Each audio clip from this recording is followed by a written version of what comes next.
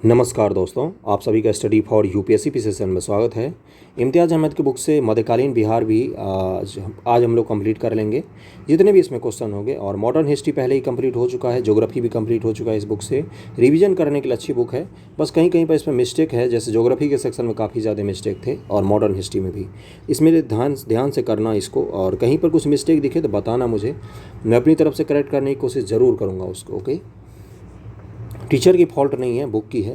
बिहार में तुर्क सत्ता का संस्थापक कौन था? तो ये था इब्ने बख्तियार खिलजी। बख्तियार खिलजी ही था। बख्तियार खिलजी के बिहार में पहली महत्वपूर्ण विजय कौन सी थी? तो बिहार शरीफ ओदंतपुरी की विजय थी। बिहार शरीफ पर 1198 में इसकी विजय प्राप्त की थी। बख्तियारपुर नामक शहर की स्थापना बख्तियार खिलजी ने करवाई थी। दुर्भाग्यपूर्वक आज भी वो शहर है। यूनिवर्सिटी जलाने वाले के नाम पर बिहार में शहर है और राजनीति के कारण बदला नहीं जाता है। बिहार में तुर्क सत्ता की स्थापना कब हुई? 1198 ईस्वी में। बख्तियार खिलजी ने अपना प्रशासनिक मुख्यालय कहाँ बनाया था? तो बिहार शरीफ को ही बनाया था। नालंदा विश्वविद्यालय को किसने ध्वस्त किया था? तो बख्तियार खिलजी ने। बख्तियार खिलजी के शव को बिहार शरीफ में दफनाया गया है। बख्तियार खिलजी के आक्रमण के समय पाल वंशीय शासक कौन था? तो ये था इंद्रयुम्न पाल।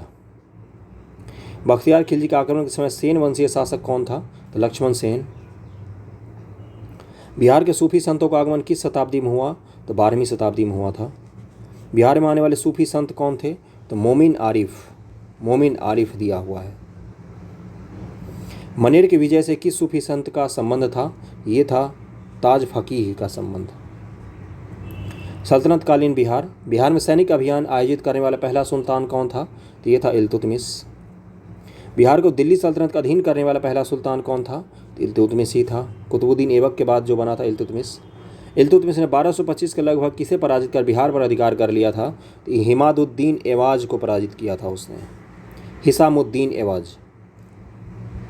निम्न से कौन सल्तनत ने बिहार का प्रांतपति नहीं रहा था? तो ये था मुआरिज खां। अगला है, किस काल में बिहार पर दिल्ली सल्तनत के सुल्तानों का निर्णायक वर्चस्व स्थापित हो गया था? ये तुगलक काल में। बिहार के कर्नाट वंश के शासक हरि सिंह देव को पराजित करने वाला सुल्तान कौन था? तो ये था गयासुद्दीन तुगलक। मोहम्मद बिन तुगलक ने बिहार के किस नगर का नाम तुगलकपुर कर दिया था? इसका कर दिया था दरभंगा का नाम बदल के रख दिया था तुगलकपुर। दरभंगा में एक दुर्ग एवं जामा मस्जिद का निर्माण करवाने वाला सुल्तान कौन था? तो मोहम्मद बिन तुगलक ही था, MBT। तुगलक काल में बिहार की राजधानी क्या थी? तो बिहार शरीफ थी, नालंदा जिले में। बिहार राज्य का नाम बिहार किसने दिया था? तो ये दिया था तुर्कों ने। बौद्ध बिहारों की संख्या सबसे ज़्यादा थी यहाँ पर, इसलिए इसको बिहार नाम दिया उन्होंने। बिहार राज्य का नाम बिहार किस काल में पड़ा है? ये पड़ा है तुगलक काल में।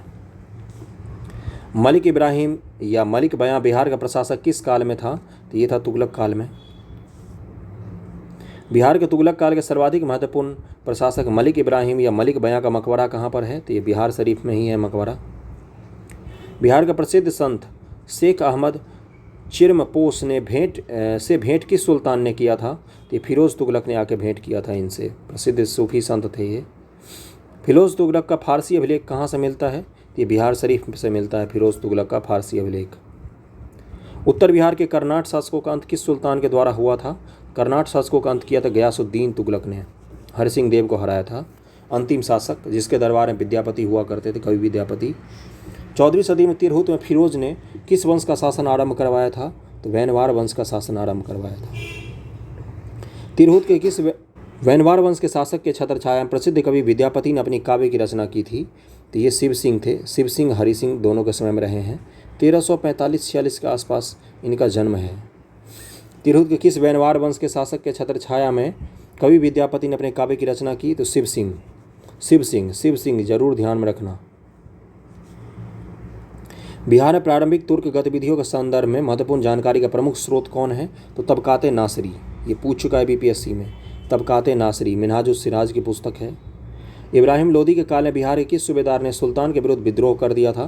तो दरिया खां नुहानी के ने विरोध किया था। बिहार के जनजातीय क्षेत्र के लिए झारखंड शब्द का प्रयोग पहली बार कब हुआ था? तो 13वीं शताब्दी में। वर्तमान बिहार के क्षेत्र के लिए बिहार नाम का सर्वप्रथम किस रचना में मिलता है? तो ये मिलता है तबकाते नासरी में। किस सुल्तान के तिरहुत को तुगलकपुर का नाम दिया था? तो ये किसने दिया था? तो ये दिया था मोहम्मद बिन तुगलक ने। वर्तमान के दरभंगा क्षेत्र को नाम दिया था। किस सुल्तान ने तिरहुत तुगलकपुर से अपने सिक्के जारी किए थे? ये मोहम्मद बिन तुगलक ने जारी किए थे, MBT। किस सुल्तान ने राजगीर स्थित जैन मंदिरों को अनुदान दिया था? फिरोज शाह तुगलक ने राजगीर में जो जैन मंदिर हैं उनको अनुदान दिया था। तुगलक काल में बिहार के प्रांतपति पद पर आसीन रहे कौन? मलिक बयां और मजदुल मुल्क। दिल्ली के सुल्तान ने बिहार में सैनिक अभियान कर मुंगेर तक अपना राज्य विस्तृत किया? तो सिकंदर लोदी था। बख्तियार खिलजी का बिहार में प्रथम पड़ाव कहाँ पर था? तो ये मनेर के समीप प्रथम पड़ाव रखा था उसने, बख्तियार खिलजी ने। बिहार शरीफ स्थित मलिक बयां के मकबरे की विशिष्टता है, क्या है इसकी विशिष्टता? तो इसका दिया हुआ है सलामी दीवारें अथवा बैटरेड वॉल्स और लंबूदार गुंबद अथवा कोनिकल डोम बना हुआ है मलिक बयां का मकबरा। मनेर स्थित बड़ी दरगाह में किसका मजार है? तो ये मखदूम याहिया का मजार है। चेरो वंश एवं उज्जैनिया वंश। पूर्व मध्यकाल में सोन नदी के घाटी क्षेत्र में किस जनजातीय राज्य का उत्थान हुआ? जनजातीय राज्य था, तो ये था कौन? इसका दिया हुआ है खारवार। पाल सत्ता के पतन के बाद मध्य बिहार में किस जनजाति ने अपना राज्य गठित किया? तो ये राज्य जनजाति का दिया हुआ है भार जनजाति ने। 12वीं शताब्दी में पश्चिम बिहार, चंपारण और मुजफ्फरपुर में कौन राज्य संगठित हुआ था? पश्चिमी बिहार, चंपारण और मुजफ्फरपुर के इलाकों में, तो ये था चेरो राज्य। चेरो राज्य का संघर्ष किस मुस्लिम शासकों के साथ हुआ था? तो ये हुआ था 1, 4 एवं 5 दिया हुआ है, यानी कि तुगलकों के साथ संघर्ष हुआ, सूर्यवंश के साथ भी हुआ और मुगलों के साथ भी इनका संघर्ष हुआ था। दलपत शाही का संबंध किस राज्य से था? ये था उज्जैनिया राज्य से। चेरो शासकों को शाहबाद क्षेत्र से विस्थापित किया था किसने? उज्जैनियों ने। शेर शाह ने मुगलों के विरुद्ध संघर्ष में किससे सहायता प्राप्त की थी?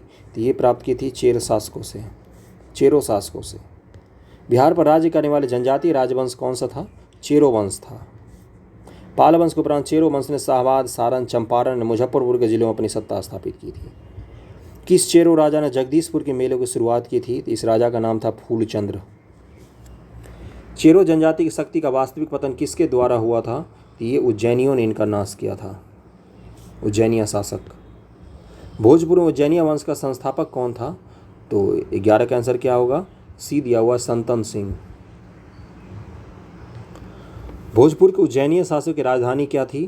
तो ये थी उपयुक्त सभी, बक्सर भी थी, बेहटा भी या ढाबा भी। भोजपुर के उज्जैनी शासक निम्न से कौन नहीं था? तो बाघमल। चांद एवं मुंडा जो चंडेश्वरी या मुंडेश्वरी नामक मंदिर से जुड़े थे, संबंधित हैं कहाँ से? तो ये जुड़े हुए शाहबाद के चेर वंश से। बिहार में अफगान राज्य। बिहार में अफगान सत्ता का आरंभिक उत्कर्ष में निर्णायक देन किसकी थी? तो नुहानी कबीलों की देन थी। सिकंदर लोदी ने 1495-96 किसे बिहार का प्रभारी नियुक्त किया था? दरिया खान नुहानी को प्रभारी नियुक्त किया था। हुसैन शाह सरकी को पराजित कर इसे बिहार का प्रभारी बनाया गया था। बिहार में नुहानी राज्य का संस्थापक कौन था? तो ये इसका आंसर हो जाएगा बी, मोहम्मद शाह नुहानी। मोहम्मद शाह लोहानी का असली नाम बहार खां था। इसने दिल्ली सल्तनत से अपनी स्वतंत्रता घोषित कर दी। उत्तर बिहार का क्षेत्र सारण इत्यादि एक अन्य अफगानी नुसरत खां बंगाल के सुल्तान के अधीन था। महमूद लोदी को विस्थापित कर बाबर ने किसे बिहार का प्रशासक नियुक्त किया था? तो ये भी होगा जलाल खां। ओके। सूर्य साम्राज्य, सूर्यवंश से सबसे ज़्यादा क्वेश्चन पूछे जाते हैं मध्यकाल में। सूर्यवंश का स्थापना किसने की थी? तो शेर शाह ने की थी। शेर शाह का मूल नाम फरीद खां था बचपन का। शेर शाह को शेर खां की उपाधि दी थी किसने? तो मोहम्मद नुहानी ने दी थी। शेर खां के पिता हसन खां जागीरदार थे कहाँ के? सासाराम के। शेर खां बिहार के किस शासक का संरक्षक नियुक्त हुआ था? तो ये जलाल खां का संरक्षक बना था। बिहार में शेर शाह का राजनीतिक वर्चस्व किस युद्ध में उसकी विजय के साथ स्थापित हुआ था? तो कौन सा युद्ध था वो था सूरजगढ़ का युद्ध। वैसे चौसा होना चाहिए था, सूरजगढ़ पता नहीं किस हिसाब से दिया है, चौसा का युद्ध होना चाहिए था, सी होना चाहिए था। शेर शाह ने किस युद्ध में हुमायूं को पराजित किया था? तो चौसा का युद्ध, बेलग्राम या कन्नौज के युद्ध में। ओके। शेर शाह द्वारा पटना के नवनिर्माण का वर्णन किस रचना में मिलती है? तो ये मिलती है तारीख दाऊदी में। शेर शाह द्वारा अफगान राज्य का पुनर्स्थापना किस युद्ध के उपरांत हुआ था? तो कन्नौज या बेलग्राम के युद्ध के उपरांत हुआ था। शेर शाह का प्रशासनिक प्रयोगशाला कौन सा था? तो ये सासाराम था। बिहार का अंतिम अफगान शासक कौन था? तो ये था दाऊद खां करारानी। शेर शाह का मकबरा कहाँ पर है? तो ये है सासाराम में। शेरशाह द्वारा पटना का दुर्ग, पटना को राजधानी बनाने की चर्चा कहाँ पर मिलती है? तो तारीख़ दाऊदी में मिलती है। इसकी रचना अब्दुल्लाह ने की है, तारीख़ दाऊदी। शेरशाह द्वारा कौन सा कार्य किया गया था? तो उपयुक्त सभी। जब्ती प्रणाली की शुरुआत, सिकंदरी गज और सने के डंडी का उपयोग, रुपया का प्रचलन। बिहार राज्य में स्थित सासाराम रोहतास के किला का निर्माण करवाया था किसने? शेरशाह ने करवाया था। निम्न से कौन सा कार्य शेरशाह द्वारा नहीं किया गया था? तो सी हो जाएगा, इबादत खाना का निर्माण शेरशाह ने नहीं करवाया था। मध्यकाल पटना का नवनिर्माण किसने करवाया? शेरशाह ने। शेरशाह किसके मकबरे के लिए प्रसिद्ध है? तो ये इसका आंसर हो जाएगा उपयुक्त सभी। शेरशाह सूरी, इस्लाम शाह, हसन खां सूर, सबके लिए। सासाराम में इन सब की मकबरे मिल जाएंगे, शेरशाह सूरी, इस्लाम शाह, हसन खां सूर, सबका। शेरशाह के मकबरे के संबंध में क्या सही है? तो यह झील के मध्य में स्थित अष्टकोणीय आकार का है। यह मकबरा चौकोर चबूतरे पर है जिसके चारों ओर सीढ़ियाँ हैं। इसकी छत पर एक भव्य गुंबद है। तो डी आंसर हो जाएगा, सारे सही हैं। पटना को प्रांतीय राजधानी किसने बनाया था? शेरशाह सूरी ने। सुप्रसिद्ध सूफी संत शेख वरहम किस अफगान शासक के समकालीन थे? तो 3 और 4 दिया हुआ है, शेरशाह और इस्लाम शाह। इसका पुत्र था इस्लाम शाह। अष्टकोणीय मकबरों की श्रृंखला में अंतिम मकबरा कौन सा है? इस्लाम शाह का मकबरा है अंतिम। शेरशाह के अधीन बिहार में कितनी सरकारें या प्रमंडल थी? कमिश्नरी उस समय के हिसाब से तो 7 प्रमंडल में बांटा था उसने। शेरशाह के अधीन बिहार में कितनी सरकारें थी? तो 7 ही हमने कर लिया। शेरशाह द्वारा पटना के लिए और नगर को बनाने पर कितना व्यय किया गया था? तो लगभग में 5 लाख रुपये उस समय में खर्चा किया था। मुगल कालीन बिहार है। बिहार को सर्वप्रथम अपने साम्राज्य मिलाने वाला मुगल शासक कौन था? तो ये था अकबर। बिहार को मुगल साम्राज्य के प्रांत का दर्जा कब दिया गया? 1580 ईस्वी में। किस मुगल शासक ने मनेर की बड़ी दरगाह का भ्रमण या दर्शन किया था? तो ये बाबर था। किस मुगल शासक ने मनेर में बंगाल के सुल्तान से भेंट की थी? तो इसका नाम था बी हुमायूं। पटना के विजय में किस मुगल शासक ने भाग लिया था? तो अकबर ने भाग लिया था। किस मुगल राजकुमार ने अपने विद्रोह के क्रम में बिहार में शरण ली थी? इसका नाम था शाहजहां। मुगल कालीन बिहार में कितनी सरकारें थीं? उस समय भी 7 ही थीं। अकबर कालीन बिहार के सूबेदार में सबसे प्रसिद्ध कौन था? सबसे प्रसिद्ध था राजा मान सिंह। बिहार किस मुगल सूबेदार ने रोहतास में अपनी राजधानी बनाई थी? तो उसका नाम था राजा मान सिंह, जिसने रोहतास को अपनी राजधानी बनाई थी। किस मुगल शासक ने किस समय बिहार में सर्वाधिक विद्रोह हुए थे? तो उस समय था अकबर। बिहार में मुगल कालीन इमारतों में सबसे पुरानी कौन सी है? इसका है हाजीपुर का जामा मस्जिद। अगला है कि राजकुमार अजीम द्वारा अजीमाबाद को बसाने पर कितना व्यय किया गया था? लगभग में 1 करोड़ रुपये व्यय किया था। बिहार में राजकुमार अजीम का कार्यकाल कब से कब तक था? तो ये था 702 से 712 ईस्वी। औरंगजेब के शासनकाल में बिहार में सरकार या प्रमंडलों की संख्या कितनी थी? 8 प्रमंडल थे। किस मुगल शासक के शासनकाल में खोखरा देश यानी छोटा नागपुर की विजय संपन्न हुई थी? ये जहांगीर के समय में संपन्न हुई थी। सिख गुरुओं में किनका बिहार से घनिष्ठ संबंध रहा है? तो सी दिया हुआ है 1, 3, 4 यानी कि गुरु नानक जी का, और उसके बाद से गुरु तेग बहादुर जी का और गुरु गोविंद सिंह जी का रहा है। अगला है किस मुगल सम्राट के शासनकाल में बिहार पर दिल्ली का नियंत्रण वस्तुतः समाप्त हो गया? फर्रुखसियर के समय में समाप्त हो गया। ईरानी यात्री मोहम्मद सादिक किस मुगल शासक के समय बिहार आया था? जहांगीर के समय बिहार आया था। ईरानी यात्री अब्दुल लतीफ़ किस मुगल शासक के शासनकाल में बिहार आया था? अब्दुल लतीफ़ आया था अकबर के समय में।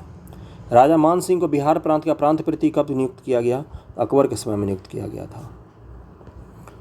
मुगल शासक जहांगीर ने 1621 में किसे बिहार का प्रांतप्रति नियुक्त किया था? राजकुमार परवेज को। राजकुमार अजीम को किसने बिहार का सूबेदार बनाया? तो औरंगजेब ने सूबेदार बनाया था अजीम को। पटना को अजीमाबाद नाम दिया था किसने? राजकुमार अजीम ने ही नाम दिया था। वह प्रथम मुगल सम्राट जिसका राज्याभिषेक बिहार में हुआ वह था फर्रुखसियर। किस मुगल शासक का राज्याभिषेक पटना में हुआ था? फर्रुखसियर का।